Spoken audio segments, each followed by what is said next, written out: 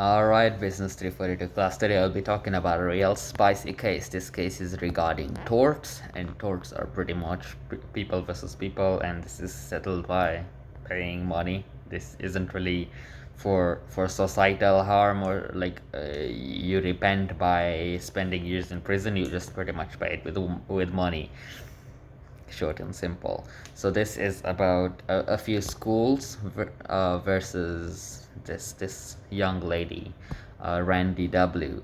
So in this case, what happens? What's the issue right here?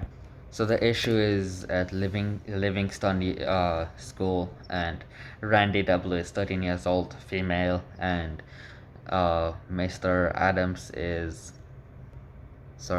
Gadams is the vice president, so he's at a pretty high spot, or vice principal. So what happens is she visits his office. He sexually assaults her, molests her. So she complains. How did he get the job? And he got the job by some other schools giving him really positive reviews. And upon inspection, they found out that these schools were very negligent. That's what her case is. The other schools were very negligent in writing the recommendation letters. So this talks about harm, but harm to third party due to misinformation. That's what this case really is about. And these other schools, they wrote really good letters of recommendation for Mr. Gadams, and they said he's a really good guy. And all of the schools, he had issues with sexual harassment. He was harassing other people. He was molesting people, and these misconducts were never mentioned in any of the case. So he got hired immediately at this school, and that's where Randy got sexually assaulted. So she's complaining, and the first court she goes to says no.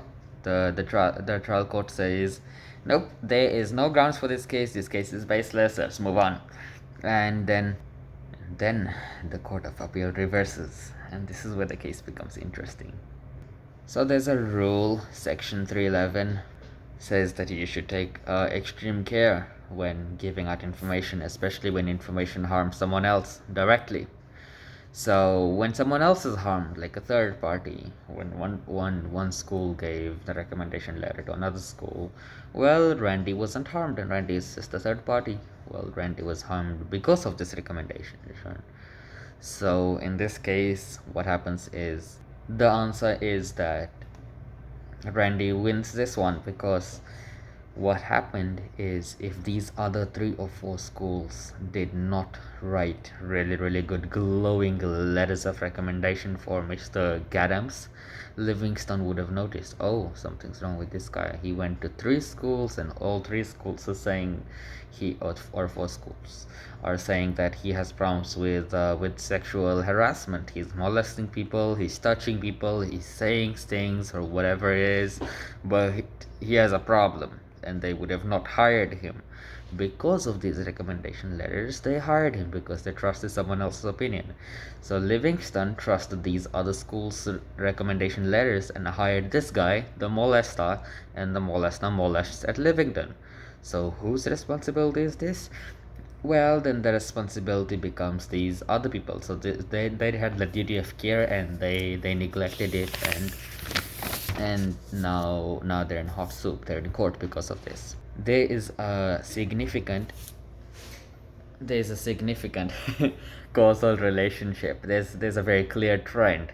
You don't report a molester once, you recommend him. You don't report a molester twice, you recommend him again, and he goes to Livingston. Well, guess what he's gonna do? He's gonna do his job as well as molest.